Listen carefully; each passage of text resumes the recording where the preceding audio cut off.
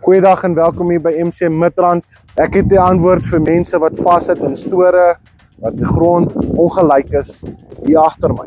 Dit is ons 4x4 rafterrein, virkyster, klein kompak, klein spasies, soliede bande, hoë profiele, so spyker, dorings, enigiets soos dit gaan seer kry. Tyre gaan glad nie seer kry nie, bande gaan jou 'n leeftyd hou. Dan het ek hierso ons 3-stage 4.5 meter hoog mas met standaard virkyster virke, en ook hierso het ons 'n ekstra doelhyse punte wat dan kan jy bak opsit.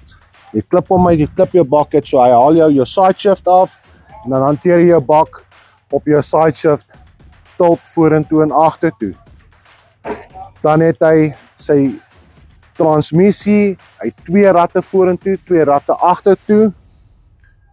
Permanent 4x4 engaged, 3 ton, het 'n reverse camera in, 'n speeltjie vir agterkyk, ligte daarso vir in die aandwerk, en dan wil ek julle net bietjie wys van die engine om daily checks te doen op hom, is baie maklik, straightforward, met 'n 42 kW engine. Daarso kan ek nou my transmissieolie optop as ek moet nodig het, my battery. En dan agter kan ek ook baie maklik inkom met sy radiator en seker te maak, maar hy het genoeg water in, my engine het genoeg olie in, en ek kan lekker maklik by alles uitkom.